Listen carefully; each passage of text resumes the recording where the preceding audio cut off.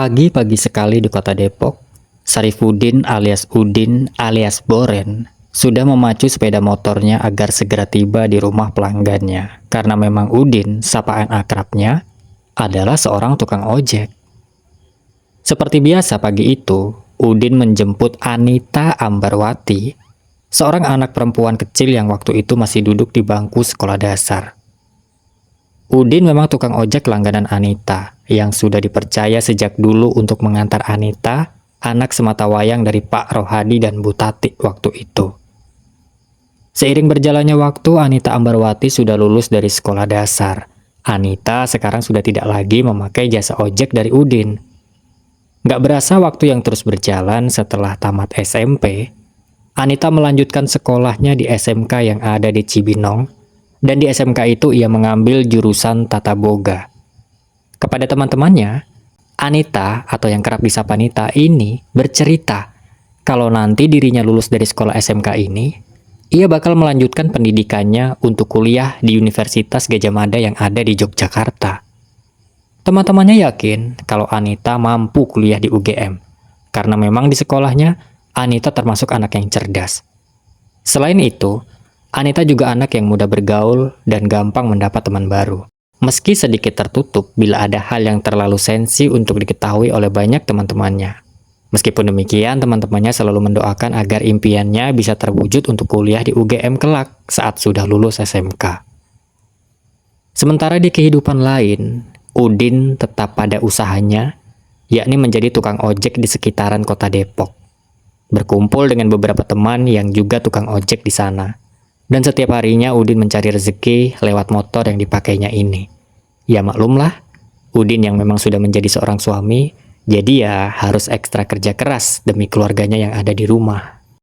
Suatu hari pada bulan Januari tahun 2014, Udin bertemu teman baru yang juga sesama tukang ojek. Namanya Farilham Jayadi, umurnya 36 tahun, yang juga sering dipanggil dengan nama akrab yakni Pepen, warga Pondok Rajek. Pertemuan antara Udin dan Pepen makin hari makin akrab. Suatu waktu, Pepen bercerita kepada Udin kalau dirinya ini mempunyai ilmu kebatinan yang luar biasa. Pepen bilang, dirinya bisa melihat makhluk tak kasat mata alias makhluk gaib, punya ilmu kebal dan juga bisa menarik benda pusaka berupa batu akik dari alam lain. Udin yang kala itu mendengar pengakuan teman barunya yang bisa ini, bisa itu, dan sedemikian rupa lah pokoknya, mungkin ya berasa aneh. Ini orang bener nggak ngomongnya ya? Ini orang ini, pokoknya gitu dah, antara percaya sama nggak percaya. Udin menganggap Pepen sebagai orang yang rada kurang-kurang. Nah, sampai suatu waktu, Pepen datang bertamu ke rumah Udin, di kampung Kebon Duren, Kelurahan Kalimulya, Kecamatan Cilodong, Kota Depok. Setelah ngobrol panjang lebar, keduanya menuju ke kebun Udin yang ada di belakang rumah Udin. Udin yang saat itu mengambil rebung, tiba-tiba dipanggil oleh Pepen. Pepen bilang gini, "Din, Udin, coba tadahkan kedua tanganmu." Udin pun menurut. Seketika, Pepen mengeluarkan batu akik berwarna abu-abu dari balik genggaman tangannya. Kemudian berpesan kepada Udin. Dia bilang gini, "Din, ini batu bukan sembarang batu. Batu ini akan mempunyai kekuatan kalau disiram dengan cairan, Din. Bukan air panas, bukan pula air dingin, Din. Tapi cairan keperawanan," ucap Pepen. Ekspresi Udin bengong dong. "Batu ini," lanjut Pepen, "bakal lebih sempurna kalau kamu ikat dengan tali pocong perawan, Din. Kekuatannya bakal makin sempurna, tapi ingat ya pesan ini ya, Din, simpanlah batu ini," kata Pepen dengan serius. Saat itu, Udin mulai sedikit mempercayai pengakuan Pepen tempo hari, yang awalnya mungkin masih ragu dan menganggap Pepen ini adalah seorang yang sinting. Tapi setelah kejadian di kebun belakang rumah itu, bikin Udin kepikiran. Udin juga pengen ilmu kebal dan juga pengen ilmu menghilang, seperti ambisi Pepen.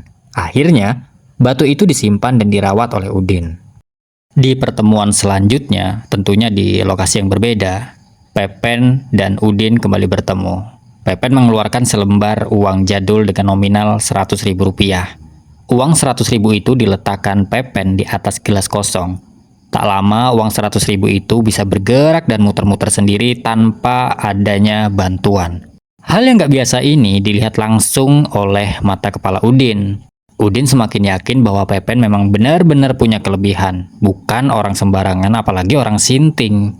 Sejak saat itu, Udin berambisi untuk punya ilmu kebal dan juga ilmu menghilang. Berikut dengan pesan tempo hari tentang batu akik yang baru akan keluar kekuatannya kalau disiram dengan air keperawanan dan juga diikat dengan tali pocong perawan. Tapi, gimana ya caranya supaya Udin bisa dapat syarat yang susah itu?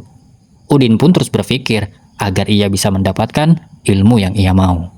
Singkat cerita, pada hari Sabtu 15 Maret tahun 2014, di kehidupan yang lain, di rumah Anita di Kecamatan Sukmajaya, Depok, Anita pamit dan meminta izin kepada ibunya untuk menginap di rumah kakaknya yang ada di Pondok Rajek, maksudnya kakak sepupunya. Awalnya, Anita tidak mendapatkan izin karena besoknya harus menemani ibunya untuk pergi kampanye. Rencananya mereka sekeluarga akan menghadiri kampanye di Senayan. Tapi karena Anita ini pintar merayu ibunya agar mendapatkan izin, akhirnya sang ibu juga luluh dan memberikan izin ke Anita. Tapi dengan catatan, Anita harus pulang di Minggu pagi, begitu kata ibu. Anita senang akhirnya diizinkan. Ia juga akan sesegera mungkin lah pokoknya untuk pulang dan bersama-sama menghadiri kampanye di Senayan. Di sore itu, Anita pergi ke Pondok Rajek, Kota Depok dengan memakai sepeda motor metik berwarna orange. Minggu pagi 16 Maret tahun 2014, sudah waktunya Anita pulang dari rumah kakak sepupunya karena semalaman udah di sana, di Pondok Rajek. Waktu itu Anita pamit pulang sekitar jam 4 pagi sebelum waktu masuk subuh. Tapi ternyata Anita rupanya tidak langsung pulang teman-teman, karena Anita dijanjikan akan diberi uang oleh Udin. Loh, kok bisa? Ternyata hubungan Anita dan Udin belakangan ini terjalin baik lagi via Facebook. Hanya sekedar hubungan biasa, tidak lebih, dan saling menanyakan kabar saja untuk masing-masing. Rupanya, Anita bercerita kepada Udin jika ia butuh uang untuk melunasi ujian sekolahnya sebesar Rp150.000. Dengan uang segitu, Udin menyanggupi dan sepakat bertemu pada Minggu subuh 16 Maret tahun 2014 di dekat pos organisasi kepemudaan di Jalan Raya Kalimulya, Sukmajaya, Depok. Akhirnya, mereka bertemu di sana dan ngobrol sebentar. Di tengah obrolan santai antara Anita dan Udin, tiba-tiba Pepen datang lalu menyergap dan membekap mulut Anita dari belakang.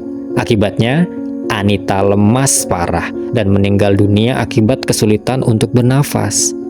Tidak ada orang yang tahu kejadian di subuh itu karena memang kondisinya sangat sepi, kecuali dua orang jahat ini, Pepen dan Udin. Selanjutnya, Udin membantu mengangkat jasad Anita ke atas motor yang sudah disiapkan dengan Pepen yang bertugas membawa jasad Anita.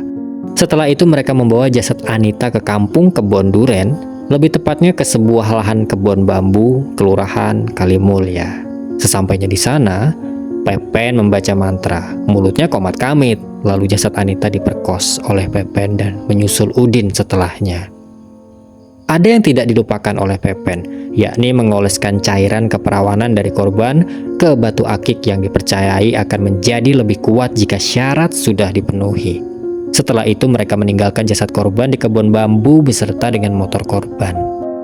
Sedangkan di sisi yang lain, Ibu Tati menunggu-nunggu anaknya pulang sesuai perjanjian kemarin, tapi nyatanya Anita belum juga datang. Pikir Bu Tati masih positif, mungkin Anita ketiduran di rumah kakak sepupunya, jadi ya mungkin lupa aja sama janjinya. Sampai akhirnya Bu Tati pergi ke kampanye di Senayan sendiri tanpa adanya Anita. Sesampainya di Senayan, di tempat kampanye, perasaan Bu Tati tiba-tiba semakin tak karu-karuan. Sedih lah pokoknya, bawaannya pengen nangis. Setelah kampanye selesai, Bu Tati pulang ke rumah. Setelah sebelumnya, Bu Tati juga menelpon kakak sepupu Anita di Pondok Rajek. Tapi menurut kakak sepupu Anita sudah pamit pulang dari jam 4 pagi. Pamitnya mau ketemu dengan teman sebentar, habis itu langsung pulang. Begitu pengakuan kakak sepupu Anita setelah ditelepon.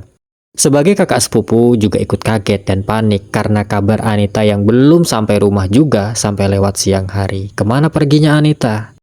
Pada Senin 17 Maret tahun 2014, akhirnya pihak keluarga melaporkan atas kehilangan Anita Ambarwati kepada pihak kepolisian.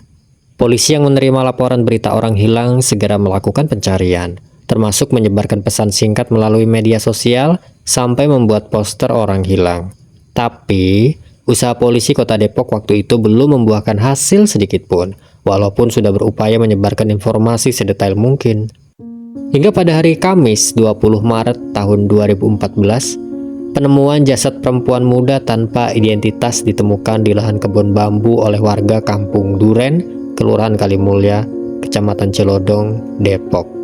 Pada saat ditemukan belum ada yang mengenali korban. Sampai akhirnya dengan lika-liku pemeriksaan, akhirnya identitas jasad diketahui dan benar itu adalah Anita Ambarwati, usia 16 tahun, yang sejak Senin 17 Maret tahun 2014 dinyatakan menghilang. Sedangkan untuk motor yang dibawa Anita terakhir kalinya juga ditemukan tak jauh dari lokasi kejadian. Dari hasil pemeriksaan memang benar, penyebab kematian Anita Ambarwati selain saluran nafas yang terhenti akibat tekanan, ada juga beberapa bekas kekerasan yang tentunya tidak wajar. Polisi langsung mencari tahu siapa pelakunya lewat akun media sosial Facebook dari korban. Setelah ditelusuri, ditemukan percakapan dengan Sarifuddin alias Udin alias Boren. Dengan cukup bukti yang kuat, pada Minggu 23 Maret tahun 2014, Sarifuddin alias Udin berhasil ditangkap di Kampung Kebon Duren, Depok. Menyusul kemudian ditangkapnya Faril Hamjayadi alias Pepen di Kampung Pondok Rajek. Keduanya mengakui bahwa mereka lah dalang di balik kasus ini. Di hadapan polisi, keduanya mengakui bahwa motif menghabisi Anita adalah adanya keinginan para pelaku untuk menguasai dan memiliki ilmu hitam berupa ilmu kebal dan ilmu menghilang dengan cara mencari cairan keperawanan. Kedua pelaku juga telah menjalani proses pemeriksaan kejiwaan. Hasilnya, mereka berdua sama-sama normal dan sadar saat menjalankan aksinya. Teruntuk Pepen memang normal, tapi Pepen memiliki karakter pembohong. Pada Kamis 8 Mei tahun 2014, rekonstruksi digelar di Polresta Depok. Ada total 25 adegan yang diperagakan oleh keduanya.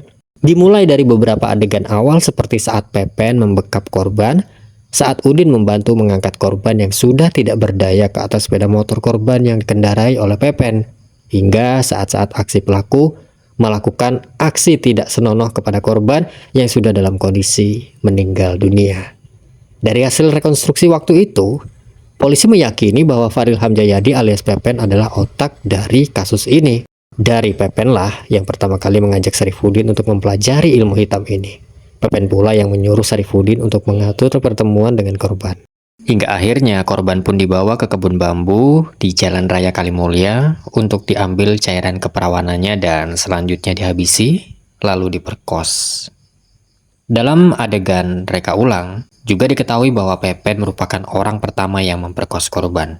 Atas perbuatan biadab ini, keduanya dijerat dengan pasal yakni pasal 338, 339, dan 340 KUHP tentang pembunuhan berencana dan pemerkosaan.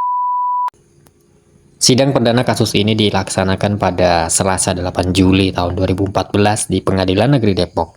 Terdakwa Sarifuddin alias Udin alias Boren dan terdakwa Faril Hamjayadi alias Pepen terancam hukuman mati. Pada sidang putusan yang dilaksanakan melalui Pengadilan Negeri Depok pada 12 November tahun 2014, terdakwa Faril Hamjayadi alias Pepen dan terdakwa Sarifuddin alias Udin alias Boren dijatuhi vonis pidana penjara selama 15 tahun. Kemudian, kedua terdakwa melakukan banding. Pada 21 Januari tahun 2015, melalui Pengadilan Tinggi Bandung, banding diterima. Namun hasil putusan Pengadilan Tinggi Bandung tidak mengubah sedikitpun hasil putusan sebelumnya. Pengadilan Tinggi Bandung menguatkan hasil Pengadilan Negeri Depok sebelumnya. Artinya, hukuman kedua terdakwa telah berkekuatan tetap, yakni 15 tahun penjara.